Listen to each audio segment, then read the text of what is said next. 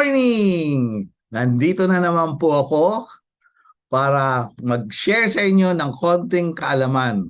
Yung ating medical pearls. Ito po ay kaalaman tungkol sa inyong mga nararamdamang sakit sa daanan ng ihi o sa urology.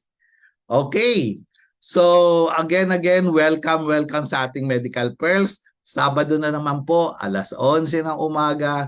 Nandito na naman po tayo. Magpapangita tayo and may konting discussion. Sana po yung sa mga nanonood, kung meron kayong tanong, just click in. Like nyo ako, click in nyo yung tanong nyo. I-type nyo lang po at nalulugod po kami, masasayang kami na i-share sa inyo kung ano yung inyong mga katanungan at yung mga problema para sagutin namin. Okay. So, ang pag-uusapan po natin ngayon sa umagang ito ay ang tungkol sa binabalakang o simptomas ng mga bato sa bato o bato sa daanan ng ihi. Since summer po, mainit ngayon, kaya pawis tayo ng pawis, ang ating ihi ay nagiging concentrated.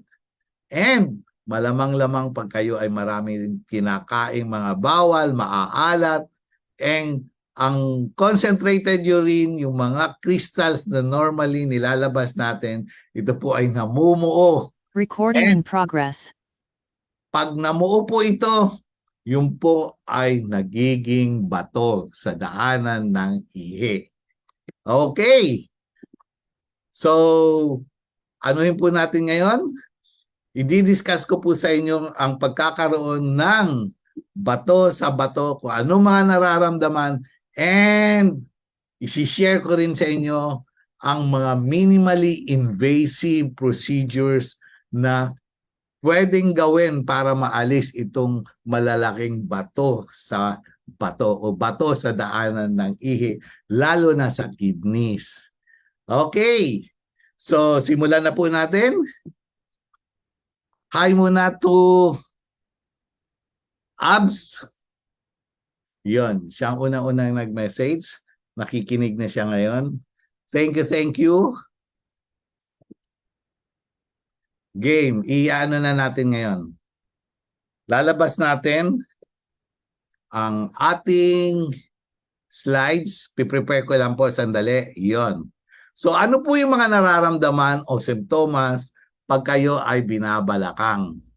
Ito po ay usually sakit sa likod, mararamdaman nyo. Or minsan low back pain. Talagang minsan pag ang sakit po na dahil sa bato sa daanan ng ihi ay napakasakit. Ito po ay kahit anong posisyon ang gawin nyo, hindi po natatanggal ang sakit na ito. Usually, sinasamahan to ng mahirap umihi or may dugo ang ihi or mahapdi ang ihi. Pero kadalasan, ito po ay nagpe-present as bato sa bato o sa tagiliran or low back pain na sinasabi natin. Ngunit, hindi ho lahat mararamdaman nyo ay talagang masakit. Minsan po ay parang heaviness lang or parang discomfort lang sa inyong likod. Ganun po. So, pag meron po kayong mga nararamdamang ganito, medyo magpakonsulta po kayo sa pinakamalapit na doktor. Huwag niyo hong babaliwalain yung mga tinatawag nating low back pain or binabalakang. Yan. Then, paano natin malalaman to? Meron tayong mga examination. Unang-una, urinalysis. Ito po yung kukuha ka ng sample ng inyong ihi, lalo na pagkagising sa umaga. First void urine ang tinatawag doon. Pagkagising sa umaga, kumuha ka. And ang gawin nyo po yung kalagitnaan. Di halayaan nyo munang lumabas ang inyong ihi. Tapos, yung kalagitnaan, dun po kayo sumahod. Hindi ko kailangan marami. Mga ilang kutsara lang, mga 5 to 10 cc. Pwede na po. Yun po ang isasubmit sa laboratory. Tapos i-examine yon kung ito ba ay madilaw o acidic or may dugo o may infection. Ganun po. Para malaman kung ito ay may signs of infection o may dugo, which is a possible sign of urinary stones. Pangalawa, ang blood examination, yung tinatawag nating complete blood count. Yun po yung CBC, para malaman natin kung gaano kataas ang inyong dugo, taas ba ang hemoglobin. Tapos, number 2, kung merong signs of infection. Number 3, kung may iba pang abnormalities. Then, iba pang blood examination is the BUN and creatinine. Ito po yung examination sa dugo para malaman ang function ng ating kidneys. Usually po, ang function ng kidney po kasi natin ay nagtatapon ng basura sa ating katawan sa pamamagitan ng dugo. Ito po ay sinasala ng kidneys and itatapon palabas sa ihi. Ngayon, pag ang kidneys nyo po ay hindi nagtatrabaho ng maigi, hindi siya masyadong gumagana, hindi niya maitapon ang dumi sa ating katawan na nakahalo sa dugo, kaya tumataas ang creatinine sa dugo. BUN tsaka creatinine tumataas. Ibig sabihin, hindi gumagana ang ating kidneys. Kaya siya tumataas. Ang pangatlo po, the ihi, dugo. Pangatlo is ultrasound. Sa ultrasound naman po, ini-scan ang kidneys, ang ureters, ang urinary bladder. Dito po sa ultrasound, wala po itong radiation. Kaya safe na safe po ito. Kaya pati sa buntis, di ba ginagamitan natin ang ultrasound? Yun po. Kaya pag na-ultrasound na makikita, number 1, kung merong signs of obstruction, barado. Usually, magkakaroon ng dilatation. Then, kung merong displacement, kasi pag lumalaki ang kidneys, yung mga ibang laman loob natin ay nalilipat sa ibang lugar, sa kabila. Number 3, kung talagang merong bato. Makikita lagi kung merong bato sa kidneys, sa ureters, and urinary bladder. Kaya tinatawag itong kidney, ureter, bladder ultrasound. Doon po makikita. Sa ultrasound, as small as 0.2, 0.3 centimeters, makikita ang bato sa daanan ng ihi. And pag meron kayong duda na mukhang meron talagang bato sa daanan ng ihi, ang confirmatory po is the CT urogram or CT scan ng daanan ng ihi, ng kidney, ureter, bladder, and out to the urethra. Pag ito pong lahat ay nagawa sa inyo, malamang-lamang lahat po ng bato sa daanan ng ihi ay makikita nyo o madadiagnose kayo. Yon. Okay. So, bago ako magpatuloy, batiin ko muna si Mark. Hi Mark, thank you for dropping by. Sana ho ipagpatuloy nyo para marami tayong malamang kaalaman. Okay. So, tuloy tayo. Next slide is, papakita ko naman sa iyo kung ano yung mga possible medication o paano ginagamot ang bato sa daanan ng ihi or bato sa bato. Number 1, of course, is medical management. Pwedeng kahit halamang gamot, yung mga gamot na pampatunaw sa bato, yung mga gamot na pampaihi, yung mga gamot na pandilate, and yung mga gamot na talagang kailangan ilabas o durugin yung mga bato na yon. Okay, so iinom lang po na maraming tubig and usually ma-expel natin o lalabas, tatalsik palabas ang mga batong maliliit na to sa daanan ng ihi. But for today, hindi ako magko-concentrate sa mga gamot sa tubig na daanan ng ihi. Tapos, magko-concentrate po tayo sa minimally invasive procedures para matanggal ang bato sa daanan ng ihi. Okay. And lastly, pag lahat ginawa na at meron pa ring bato or ang option ng isang pasyente ay gusto niya talagang operahan, of course, may tinatawag tayong open surgery or talagang hihiwaan para matanggal yung bato sa kidney o sa daanan ng ihi. So, concentrate po tayo sa number 2, the minimally invasive procedures sa pagtanggal sa bato ng bato. Okay. So ngayon, ang unang-una, sandali ayusin ko lang. Punta tayo sa minimally invasive procedure. Hi to Ellen. Nanonood kayo. Thank you for dropping by, Ellen. Okay. Mark. Yun. Salamat, Mark, ha. Unang-una is the ESWL or extracorporeal shock wave lithotripsy. Ito po yung sinasabing nililaser. Ang tawag sa common term sa Tagalog, ito yung nililaser daw. Itatapat lang to sa tagiliran kung nasaan yung kidneys. Then, tatargetin yung bato sa pamamagitan ng ultrasound or x-ray. Then, magre-release lang po ng sound waves or shock waves para tamaan po yung bato. And pag natabaan yung bato, boom, sasabog yung bato. And magiging powder siya. Usually, ang magandang tirahin na bato is yung size na 0.5 to 1.5 centimeters. Yun po ang kayang-kaya durugin ng shockwave. Yung tinatawag natin, ESWL. Napakadali po nito.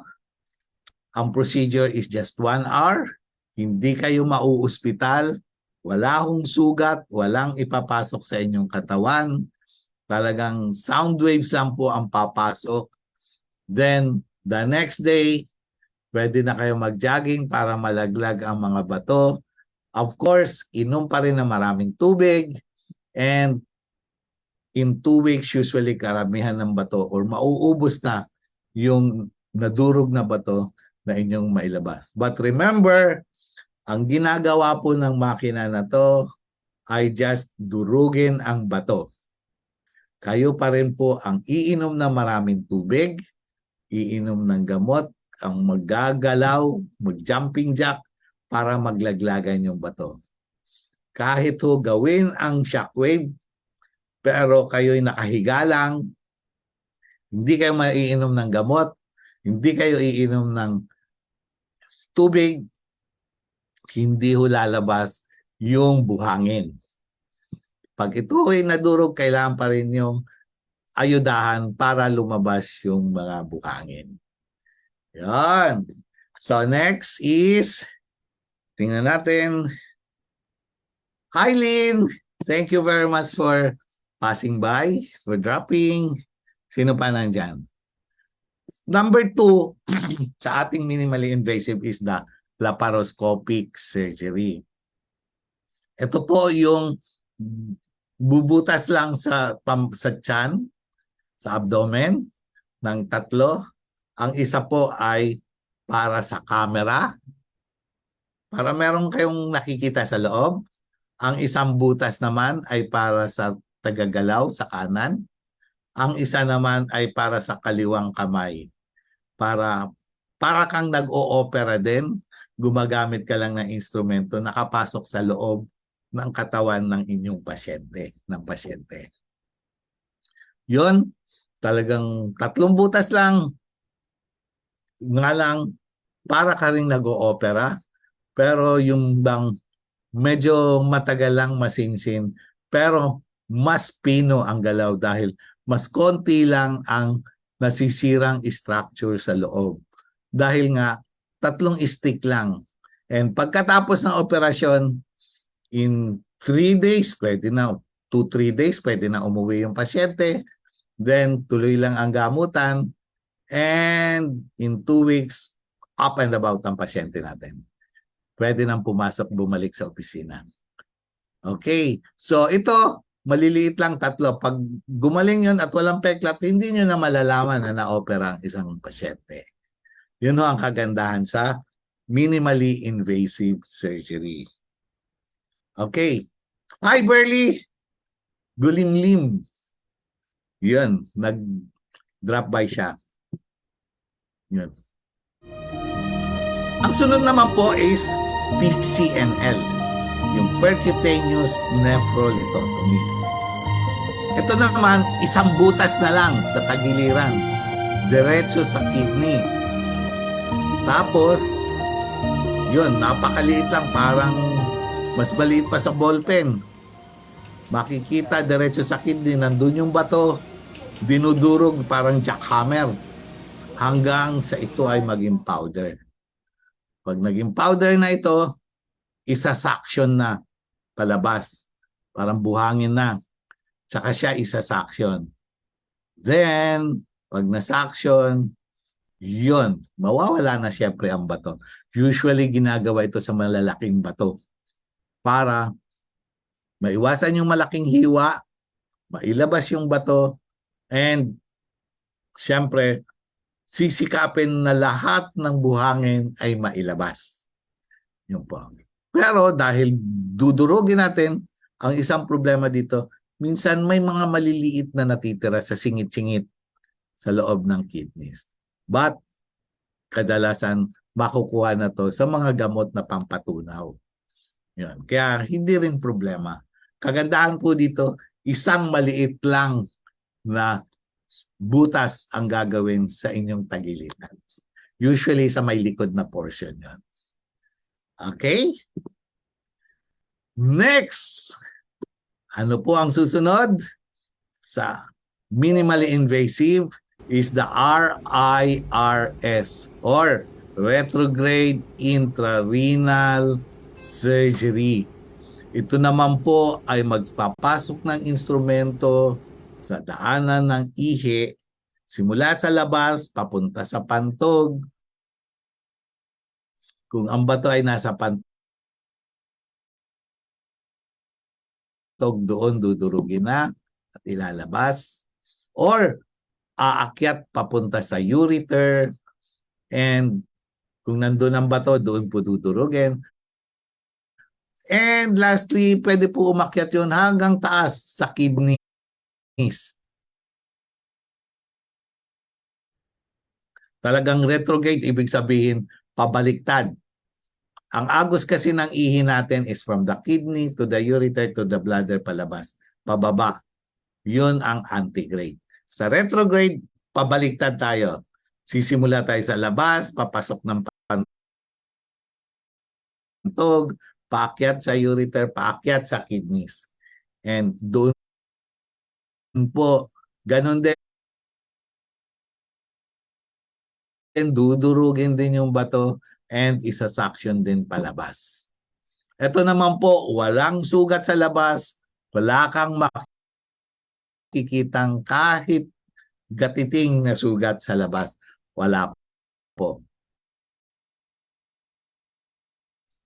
Yun nga lang, kailangan po, siyempre, naka-anesthesia rin yung patient.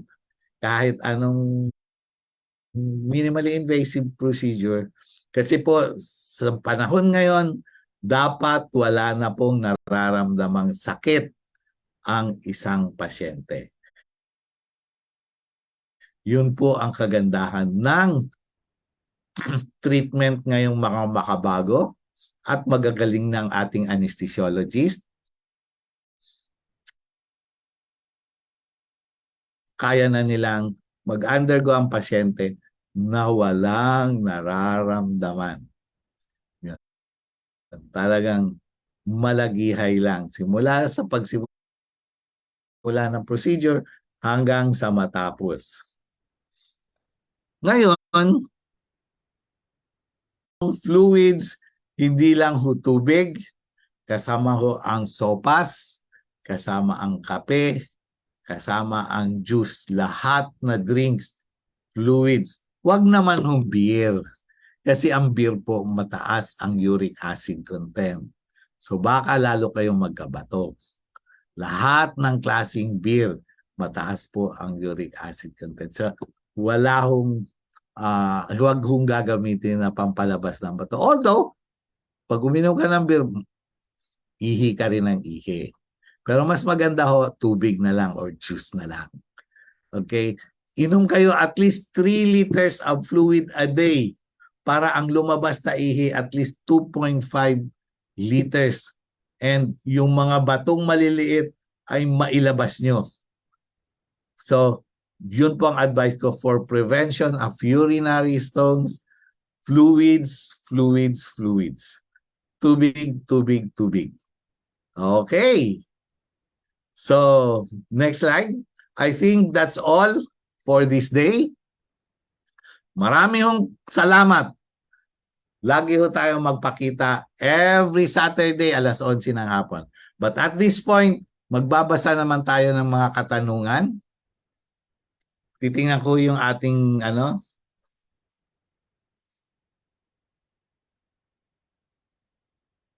si Matilde Vinson. Thank you, Matilde Vinson. Si Cesar Balenya. Hello, Cesar. Sino pa nandyan?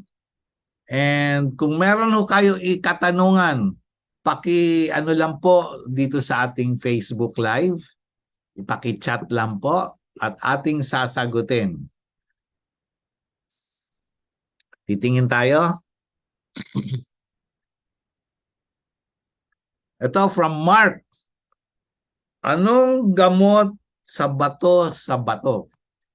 Marami ho ang gamot sa bato. Number 1, katulad sinabi ko, aside from increased fluids, meron ho pang paihi. Yung may mga halamang gamot tayong pampaihi katulad ng sabong, banaba, yun po. Talagang nilalaga yun. O pwede namang may mga kapsula na ngayon na iniinom para umihi tayo ng umihi. Ang usually yung mga ginagawa natin sa bahay, yung mga buhok ng mais, yung ugat ng kugon, banaba, sambong, yung mga nilalaga ng ating mga lolo at lola, lahat po yun ay pampaihi. Ang ginagawa po nun, inaano po para mailabas yung maliliit na bato. Okay, number 2, meron po naman dahil kadalasan sa bato ay namumuo dahil ang ihi ay masyadong acidic or masyadong alkaline. Pang-reverse naman yung pinatawag ng pampataas ng pH or pampabagsak ng pH. Conforme kung anong klaseng bato yon. Okay? So, pag ang bato mo, yung katulad ng mga uric acid, namumuo sa acidic na urine, bibigyan mo ng pampataas ng pH para maging alkaline, katulad ng sodium bicarbonate. Okay. Then, meron namang mga gamot na pangtunaw ng bato, yung mga citrates. Yun. Then, meron namang gamot na pa-expel ng bato. Katulad ng mga phenol, tapos yung kasama sa Roatinex. Yan. Then, meron namang mga gamot na dilate ng labasan ng ihi para naman malaglag yung bato. So marami yung klase ang gamot para sa pag matunaw o maalis yung bato sa daanan ng ihi. Okay, Mark? So, pag meron ho kayo nito at maaga pa, maliit lang, habang maliit pa po ang bato sa daanan ng ihi, lumapit na po kayo kahit sa sinong doktor. Alam po nila magbigay ng gamot. Pag persistently, meron pa rin, dumaan na 2 linggo, 3 linggo, 1 buwan, na naandun pa rin yung bato, of course, lumapit na kayo sa inyong friendly urologist. Yun. Marami ho ang urologist sa buong Pilipinas. Marami ho sa NCR area, Quezon City, Manila, Makati, sa paligid ng mga syudad. Marami din ho sa Visayas at Mindanao. Kailangan lang po lumapit kayo at lahat po itong mga urologist ay trained po kaming lahat para gumawa o magbigay ng gamot para sa bato sa daanan ng ihi or gumawa ng minimally invasive surgery or pag talagang hindi na kaya o gusto ng pasyente yung open surgery, pwede naman po yung operasyon talaga, yung open, bubuksan ang inyong kitawan, hihiwain. Lahat po kaming urologist, maalam po dito. Kaya wag ko kayong mag-atubili, lumapit lang po kayo sa isang urologist. Okay. Meron pa bang tanong? Dali ah. Si Nova Golimlim, thank you for dropping by. Sino pa nandyan?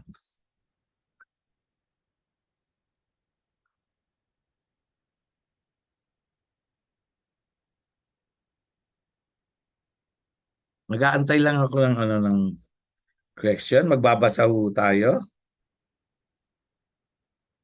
Yun, ang tinanong, ano ho ang pinakamagandang tubig? Yung ba yung alkaline water, yung tap water, o yung filtered water, o yung distilled water para maiwasan ang pagkakaroon ng bato sa bato? Usually ho, pare-pareho po ang tubig. Basta tubig, kahit mineral, kahit tap water, kahit alkaline water, basta ang pinag-uusapan natin ay bato sa daanan ng ihi, ay pare-pareho po sila.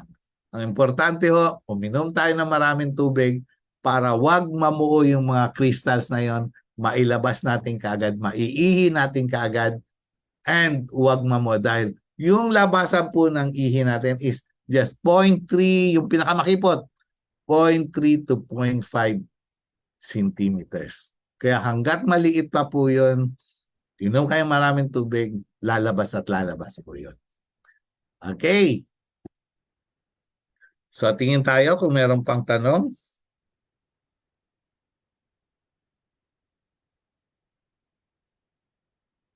Meron pa po ba? Hi, Jinky! Miss you! Thank you very much for dropping by.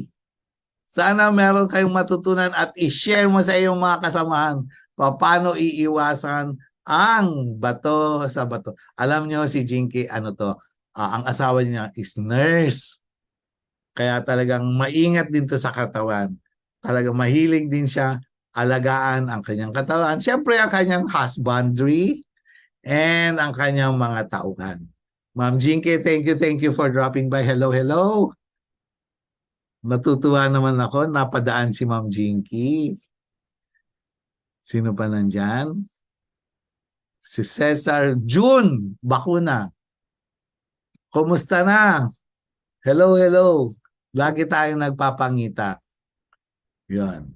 Alam mo, dito na lang tayo nagkikita kasi si June ay nasa ibang bansa na eh. Kaya, thank you for dropping by. Next. Sandali ah. Babasa tayo.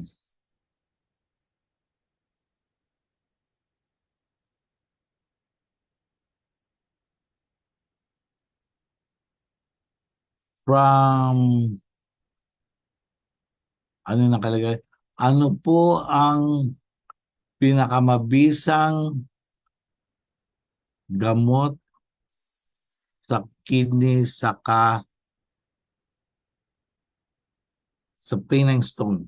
Alam mo, ang pinakamabisang gamot para mawala ang sakit or kidney stone, yung renal colic, ay usually yung mga non-steroidal anti-inflammatory drugs. Kung kaya sa gamot lang, yung tabletas, mas maganda. Pero pag wala talaga yung mga injectables na through IV or through IM. Ang sikreto ho doon, pag nararamdaman nyo pa lang na ito na, sumasakit na, dapat uminom na kayo ng something for pain.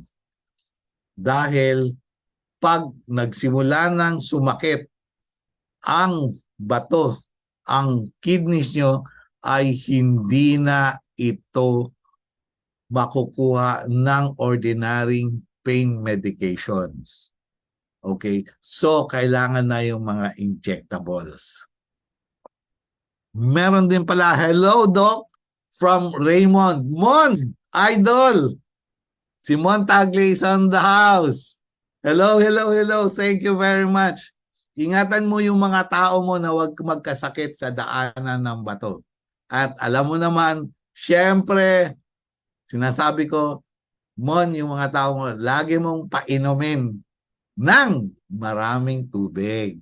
Huwag ng alak. Okay? So, para maiwasan sila, inom ng maraming tubig para kahit nagpapawis, marami pa rin. Alam ko, summer ngayon, painumin mo maraming tubig. Okay? Thank you, Mon. Kumusta si Jerry? Pakisabi kay Jerry, nami-miss ko na siya. Okay?